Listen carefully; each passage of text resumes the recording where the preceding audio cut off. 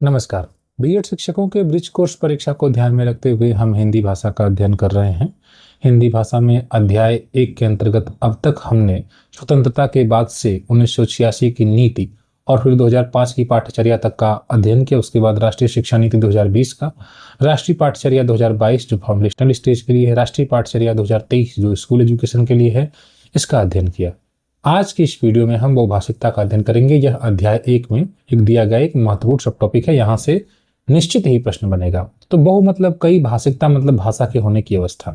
तो कई भाषाओं के होने की अवस्था भारत जैसे परिवेश में आपने देखा ही होगा, महसूस भी किया होगा कि एक से अधिक बच्चे हमारे ऐसे होते हैं जो एक से अधिक भाषाओं का ज्ञान रखते हैं।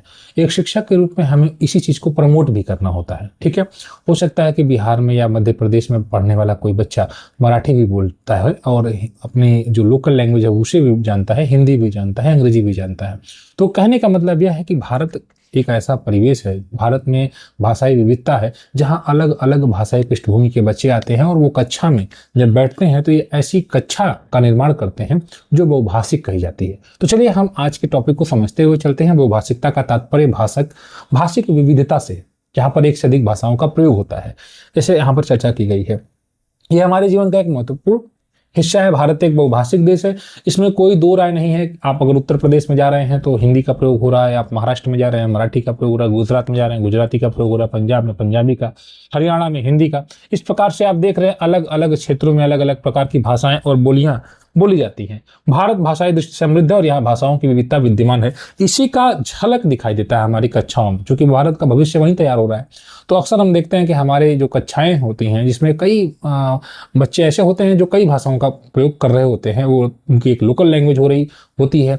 हम एक शिक्षक के रूप में बच्चे को हिंदी पढ़ा रहे होते हैं, अंग्रेजी पढ़ा रहे होते हैं, संस्कृत पढ़ा रहे होते हैं, तो बच्चों को कई भाषा का ज्ञान होता है। ठीक है, तो बहुभाषिकता की आवश्यकता क्यों है? क्योंकि वैश्वीकरण के युग में एक से अधिक भाषा सीखना आवश्यक है। अब सोचिए कि अगर महाराष्ट्र में कोई जा रहा है और उसे मराठी नहीं आ रहा है तो हो सकता है कि वहाँ के लोकल लोगों से उसका संवाद ना हो पाए। लेकिन अगर उत्तर प्रदेश या बिहार में पढ़ने वाला बच्चा थोड़ा बहुत मराठी के शब्दों को भी सीख ले रहा है अपनी कक्षा में, तो जब वह महाराष्ट्र में जाएगा तो कहीं ना कहीं वहाँ से के लोगों से संवाद स्थापित कर पाएगा, वहाँ के लोगों से कनेक्ट हो पाएगा। उसी तरह जब इंटरनेशनल लैंग्वेज कोई जानेगा, जैसे अंग्रेजी जान रहा है, फ्रेंच जान रहा है, चाइनीज या जापानीज लैंग्वेज को जाना है, तो जब वो फॉरेन कंट्रीज में जाएगा तो उसका उपयोग करके वहाँ के लोगों से संवाद कर पाएगा। इसीलिए वैश्वीकरण के युग में एक से अधिक भाषाओं को सीखना आवश्यक है।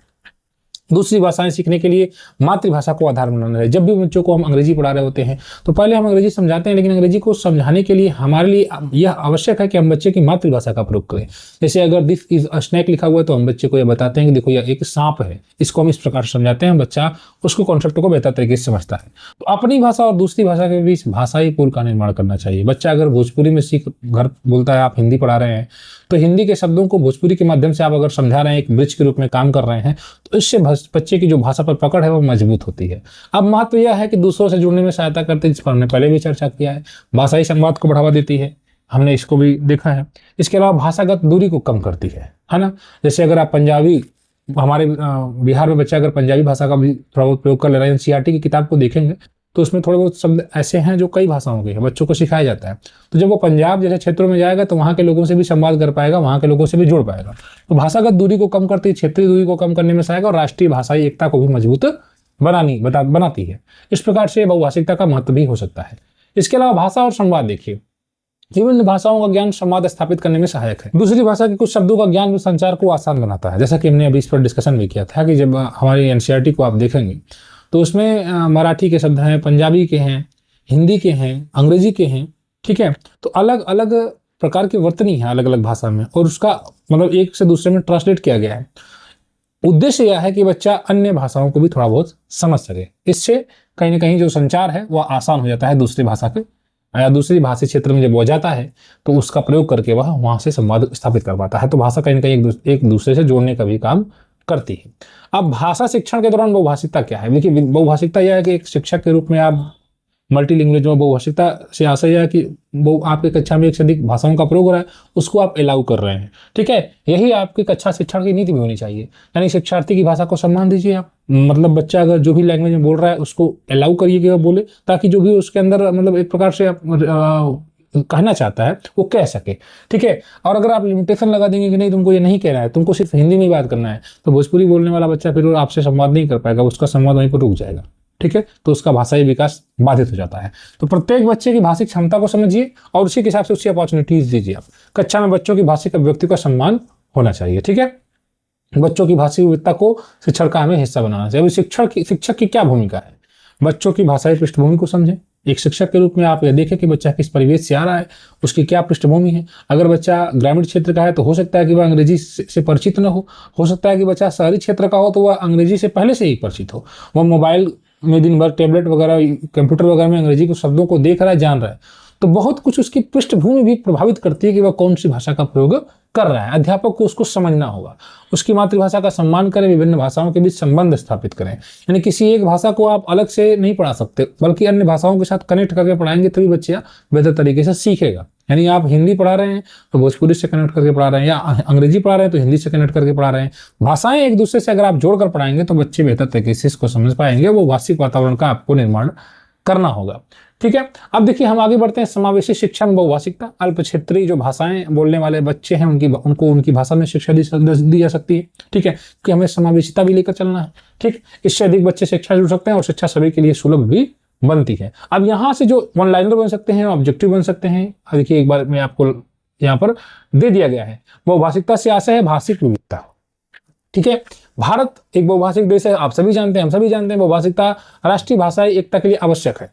यानी यह आवश्यक है कि हम किसी एक भाषा पर रेस्ट्रिक्शन न लगाएं, बल्कि सबको अलाउ करें कि आप सभी भाषाओं को जो भी बच्चा सहज है उसमें बोले। मातृभाषा नई भाषाएं सीखने का आधार बनती है। आप जो भी भाषा सीख रहे हैं, अगर बच्चा पंजाबी क्षेत्र पंजाब का है, पंजाबी वो बोलता है, तो उसी पंजाबी के आधार पर वह हिंदी भी बोलता है। उसी पंजाबी से बच्चा अंग्रेजी भी सीख सकता है। तो किसी एक भाषा के आधार पर बच्चा दूसरी भाषा को सीखता है और भाषा के बीच ब्रिज बनाना आवश्यक है। प्रत्येक बच्चे की भाषिक अभिव्यक्ति का सम्मान किया जाना चाहिए। यानी कोई बच्चा अगर आप अंग्रेजी पढ़ा रहे हैं, अंग्रेजी में एक्सप्रेस नहीं कर पा रहे हैं, हिंदी में ही कर रहा है, तो आपको ठीक है हिंदी में बोलो। कॉन्वेंट स्कूलों की तरह ऐसा नहीं करना है कि नहीं तुमको इंग्लिश में ही अलाउ, इंग्लिश में बोलना है, तब तो बच्चा बोल ही नहीं पाएगा। वो बैठ जाएगा, उसके अंदर अपने प्रति हीन भावना आ जाएगी, मैं अंग्रेजी नहीं बोल सकता। तो हमें ऐसा अपना कच्चा नहीं बनाना है। ठीक, बहुभाषिकता भाषागत एवं क्षेत्रीय दूरी को कम करती है और बहुभाषिकता संवाद स्थापित करने में सहायक है। अल्पभाषी बच्चों को उनकी भाषा में शिक्षा देकर शिक्षा से जोड़ा जा सकता है। कुछ भाषाएं जो हमारी पिछड़ रही हैं, अगर वो बच्चे उस प्रकार के मतलब भाषा को बोल रहे हैं तो उन्हें भी मुख्य शिक्षा से जोड़ा जा सकता है, उनकी भाषा में संवाद करके। अब हम बहुभाषिक कक्षा की बात कर लेते हैं। तो वही चीज़ है, जब हमारी ऐसी कक्षा में ऐसे अलग अलग पृष्ठभूमि के बच्चे आ जाते हैं तो वही हमारी कक्षा बहुभाषिक बन जाती है। ठीक है, तो वही बात है। बहुभाषिक कक्षा एक ऐसी कक्षा होती है जहाँ बच्चे अलग अलग भाषाई पृष्ठभूमि से आते हैं। एक ही कक्षा के बच्चे अलग अलग मातृभाषा या बोलियां बोल सकते हैं। ठीक है, और ऐसी कक्षा में अनेक भाषाओं का प्रयोग और सम्मान किया जाना चाहिए। ठीक है, तो यही एक्चुअली बहुभाषिक कक्षा होती है। इसमें चुनौतियां यह हो सकती है कि जैसे मान लीजिए आपने कह दिया कि हम चलिए बंगाल में पढ़ा रहे हैं, तो कुछ बच्चे बंगाली तो बोल ही रहे हैं, कुछ बच्चे हिंदी बोल रहे हैं, कुछ बच्चे थोड़े बहुत भोजपुरी के शब्दों का प्रयोग कर रहे हैं या मराठी का प्रयोग कर रहे हैं। तो एक शिक्षक के रूप में चुनौती यह हो जाएगी कि हो सकता है कि आप बंगाल के निवासी रहे हो और आपने बंगाली में शिक्षा ग्रहण की हो, आपके लिए हिंदी समझना कठिन हो सकता है, आपके लिए मराठी समझना कठिन हो सकता है। तो ये एक बहुत बड़ा चैलेंज हो जाता है शिक्षक के लिए। ठीक है, तो यही चुनौती है कि शिक्षक के सामने सभी बच्चे जब आ जाएंगे अलग अलग भाषाओं के, तो उसको कैसे बच्चा शिक्षक समझा पाएंगे, ये बड़ी चैलेंजिंग कंडीशन है। सभी बच्चों की भाषा को समझना, उन्हें सीखने की प्रक्रिया से जोड़ना आवश्यक है। अब आप ये सोचो कि चलो कोई एक बच्चा है जो पंजाबी बोल रहा है, उसको आप नहीं अगर उसको आप मतलब उस पर ध्यान नहीं देंगे तो वो पिछड़ जाएगा। अब चूंकि बहुभाषिक कक्षा है, ठीक, तो आपके लिए आवश्यक है कि उस बच्चे को भी जोड़िए, किसी भी बच्चे को छोड़ना नहीं है आपको। ठीक है, अलग अलग भाषा बोलने वाले बच्चे उन सबको कनेक्ट करिए। यदि केवल एक ही भाषा का प्रयोग करेंगे तो संवाद एक तरफा हो सकता है। यानी आप सिर्फ ये सोचे कि चलो मैं बंगाली में पढ़ा के निकल जाऊं, तो जो हिंदी समझने वाला बच्चा है शायद वो आपकी बात को समझ ही नहीं पाए, वो आपसे संवाद ही नहीं स्थापित कर पाएगा क्योंकि उसको आपकी बात समझ में नहीं आई। तो यह आवश्यक है कि अध्यापक जो है थोड़े से मतलब उनका लगातार प्रशिक्षण हो, उन्हें भी कई भाषाओं का ज्ञान हो। अगर ऐसा नहीं होगा तो फिर ये गंभीर समस्या हो सकती है, फिर जो उद्देश्य है उसकी पूर्ति नहीं हो पाएगी। ठीक है, भाषा सीखने का आधार क्या है? किसी भी भाषा, अब आप सभी जानते हैं बच्चा कैसे भाषा सीखता है, अपने माता पिता की बात को सुनता है, बोलता है, उसी से भाषा सीखने की शुरुआत होती है। तो किसी भी भाषा को सुनकर और बोलकर अधिक तेजी से सीखा जा सकता है। जैसे बच्चे टीवी देख रहे हैं, टीवी देखने में वहाँ से जो भी चीज़ें बोली जाती हैं उसको बच्चा सुनकर फॉलो करता है ना, बोलता है भाई। तो भाषा को विषय के रूप में पढ़ाना और माध्यम के रूप में प्रयोग करना दो अलग अलग बातें हैं। भाषा को विषय के रूप में पढ़ाना एक अलग बात है, जैसे प्राथमिक स्तर पर अंग्रेजी आपको पढ़ाना है लेकिन सिर्फ विषय के रूप में। ठीक है, माध्यम आपका क्या होना चाहिए? नेटिव लैंग्वेज होनी चाहिए। तो यही बात है, माध्यम एक प्रकार से एक ऐसा माध्यम जो बात की जा रही है, तो माध्यम मतलब सारे कार्य उसी में हो रहा है। ठीक है। और अंग्रेजी को सिर्फ एक विषय के रूप में, जैसे मान लो बच्चा संवाद कर रहा है, बच्चा खेलने जा रहा है, ठीक है, बच्चा जो भी गतिविधियां कर रहा है उन सब में बातचीत कर रहा है किस भाषा में, हिंदी भाषा में, तो ये एक प्रकार से माध्यम हो गया। अगर ये सारा काम अंग्रेजी में करवाने लगेंगे तो फिर बच्चे के लिए बहुत बड़ा चैलेंज हो जाएगा, क्योंकि वो शायद उसको उतना बच्चे को नॉलेज नहीं है और इस प्रकार के परिवेश में बच्चा नहीं है कि वो अंग्रेजी को एक एज ए मीडियम यूज कर पाए। तो मीडियम एक माध्यम एक अलग चीज हो गया, भाषा के रूप में सिर्फ रखना है अंग्रेजी को, ठीक है। तो भाषा एक अलग चीज है, भाषा के रूप में पढ़ाना और माध्यम के रूप में प्रयोग करना दो अलग अलग बातें हैं, इसको आप ध्यान दीजिएगा, ठीक है। भाषा में अंग्रेजी हम पढ़ाते हैं जब बच्चों को तो 1 घंटे पढ़ाते हैं बस निकल जाते हैं, लेकिन जब माध्यम हो जाता है तो सुबह से शाम तक सब बच्चा अंग्रेजी विषय को छोड़कर सभी विषय जो पढ़ता है वो हिंदी माध्यम में या अपने लोकल लैंग्वेज में सीख रहा होता है, ठीक है। तो वो एक्चुअली माध्यम है। तो भाषा के बिना किसी भी विषय का शिक्षण संभव नहीं है, किसी भी विषय को नहीं पढ़ा पाएंगे अगर माध्यम नहीं रहेगा। जो भी भाषा है, जैसे मान लीजिए गणित पढ़ा रहे हैं, हिंदी पढ़ा रहे हैं, विज्ञान पढ़ा रहे हैं, तो उसका एक भाषा है और वही भाषा माध्यम होती है, ठीक है। वही भाषा निश्चित भाषा एक माध्यम होती है, ठीक। आगे देखिए वो भाषिक कक्षा में भाषा से चढ़ के इस प्रकार से करेंगे, एक भाषा को दूसरी भाषा से जोड़कर पढ़ना चाहिए। वही बात बार बार आ रही है, रिपीट हो रही है। अब ये हमने चर्चा किया कि बहुभाषिक कक्षा में भाषा शिक्षण आप किस प्रकार से करेंगे, ठीक। यहाँ वर्डलाइनर बन सकता है, ऑब्जेक्टिव बन सकता है। तो एक भाषा को दूसरी भाषा से जोड़कर पढ़ाना चाहिए, ठीक है। बच्चा अगर भोजपुरी जानता है तो उसको भोजपुरी का कोई शब्द है या अंग्रेजी का, आप अंग्रेजी पढ़ा रहे हैं, आपने कहा गेंद बाल, अब बच्चा बाल नहीं जानता तो आप कहते हैं कि तुम गेंद जानते हो ना जिससे क्रिकेट खेलते हो, तो कहेगा हाँ, तो उसी गेंद को बॉल कहते हैं। तो आपने क्या किया, हिंदी के शब्द गेंद को अंग्रेजी के शब्द बाल से कनेक्ट कर दिया, एक ब्रिज का काम किया। यही इसी प्रकार से आपको पढ़ाना है, ठीक है। बच्चों को अधिक से अधिक भाषाओं से परिचित कराना चाहिए और कक्षा में हमें विभिन्न भाषाओं के बीच संबंध स्थापित करना चाहिए, ठीक। इस प्रकार से बहुभाषिकता अन्य भाषाओं को समझने और सीखने में सहायता करती है, ठीक है। आगे घर की भाषा और विद्यालय की भाषा में सेतु ब्रिज का काम करना, ये इस पर मैंने चर्चा कर चुका हूँ कई बार इस पर। वही चीज है। भाषा संगम की अवधारणा क्या है? भाषा संगम एक प्रकार से हमारी एनसीईआरटी की बुक में देखें तो कई भाषाओं कुछ वर्तनी होती हैं उनके लिए, जैसे तुम कैसे हो, एक प्रकार से हिंदी में लिख दिया गया, फिर या तुम्हारा नाम क्या है, फिर अंग्रेजी में लिख दिया गया व्हाट इज योर नेम, फिर मराठी में दिया तुझ नाम काया है, ठीक है, इस प्रकार से कुछ। तो यहाँ पर एक प्रकार से भाषा का संगम हो रहा है, यहाँ पर 3-4 वर्तनी को अलग अलग भाषाओं के एक साथ जोड़ा जा रहा है और समझाने का प्रयास किया जा रहा है। तो भाषा संगम एक्चुअली वही चीज है, ठीक है। इसके माध्यम से विभिन्न भाषाओं को सरल रूप में सिखाया जा सकता है, समान वाक्यों की तुलना करके नई भाषा। समान वाक्य जैसे मैंने कहा कि तुम्हारा नाम क्या है, व्हाट इज योर नेम, फिर तुझ नाम काया है, इस प्रकार से 3 भाषाओं में हम चर्चा कर रहे हैं। और फिर अगर मान लीजिए भोजपुरी भी बात करें तो तुम्हारा नाम का हो, ऐसे हो जाएगा, ठीक है। तो इस प्रकार से आप देख रहे हैं यही भाषा संगम होती है। जैसे हिंदी में आपका नाम क्या है, इंग्लिश में हो गया व्हाट इज योर नेम। इस प्रकार भाषाओं के बीच संबंध स्थापित करके भाषा शिक्षण को शिक्षण कह सकता है, ठीक है। अब देखिए महत्व भाषाई विविधता का सम्मान होता है। ये हमने अभी बहुभाषिक कक्षा का महत्व जो है वही एक प्रकार से बहुभाषिकता का जो महत्व वही आप लिख देंगे, वही चीज है, बहुत अंतर नहीं है। बच्चों में संवाद क्षमता विकसित होती है, बच्चे आपस में बातचीत करते हैं बहुभाषिक कक्षा में, ठीक है। बच्चा अगर हिंदी का शब्द जान रहा है, वो अंग्रेजी वाले को कुछ बताएगा कि हाँ इसको अंग्रेजी में ये कहते हैं, ठीक, या संस्कृत में ये कहते हैं। बच्चे आपस में बातचीत करते हैं और उससे भाषाओं को सीखते हैं। विभिन्न भाषाओं के प्रति सकारात्मक दृष्टिकोण बनता है और भाषाई और सांस्कृतिक दूरियां कम होती हैं। यहाँ से परीक्षा है तो महत्वपूर्ण बिंदु देख लीजिएगा। बहुभाषिक कक्षा में विद्यार्थी विभिन्न पृष्ठभूमि से आते हैं, यह ध्यान दीजिएगा। अलग अलग भाषाई उनकी पृष्ठभूमि हो सकती है।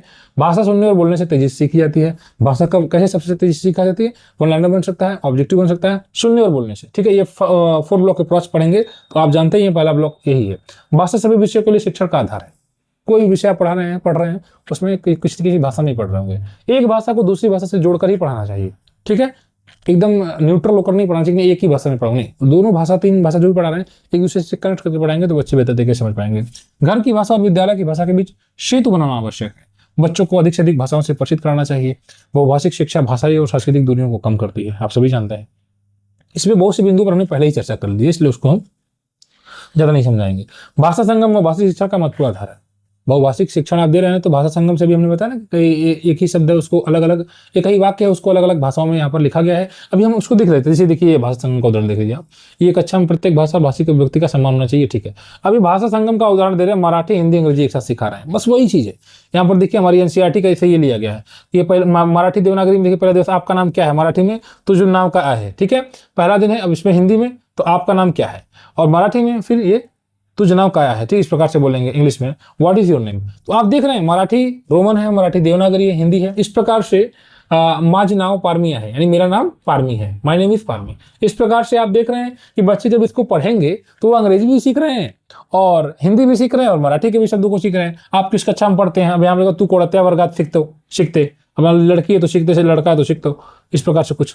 आप किस कक्षा में पढ़ते हैं तो in which class do you study, ये आप देख रहे हैं। तो यही आपका एक्चुअली, अब इसी प्रकार से आपके माता पिता का नाम क्या है, देखिए तुझा आई वडलाचे नाव का है, आपके माता पिता का नाम क्या है, तो इसी को हम भाषा संगम कहते हैं, हमारे एनसीईआरटी में दिया गया है। इसके माध्यम से बच्चे अनेक भाषाओं के शब्दों को, वाक्यों को थोड़ा बहुत जानते हैं। ठीक है, तो देखिए मेरी माँ का नाम मेघा और पिता का नाम पंकज है, माझे आईची नाव मेघा अड़ी वंडलाचे नाव पंकजा है। ठीक है, इस प्रकार से। तो ये उदाहरण वो भाषिक कक्षा की अवधारणा को स्पष्ट करता है, जो आप देख रहे हैं। यही भाषा संगम है। एक ही वाक्य को मराठी, हिंदी और अंग्रेजी में प्रस्तुत किया गया, जिससे विद्यार्थी अपनी मातृभाषा के आधार पर दूसरी भाषाएं आसानी से सीख सकते हैं। ठीक है, इसे भाषा संगम कहा जाता है, जहां एक भाषा दूसरी भाषा को सीखने का माध्यम है। एक भी भाषा अगर आप जान रहे हैं इसमें ऊपर, जैसे आप ये जान रहे हैं कि ये लिखा गया है कि आप किस कक्षा में पढ़ते हैं, तो इसी के आधार पर ये भी समझ जाएंगे और ये भी समझ जाएंगे। ठीक, तो यही बात है। इस प्रकार से इस वीडियो में हमने वो भाषिकता के महत्वपूर्ण बिंदुओं पर चर्चा कर ली है। एक और वीडियो इस पर आएगी, इसके बाद अध्याय 1 खत्म हो जाएगा। ब्रिज कोर्स की बेहतरीन तैयारी के लिए चैनल को सब्सक्राइब जरूर करें। धन्यवाद।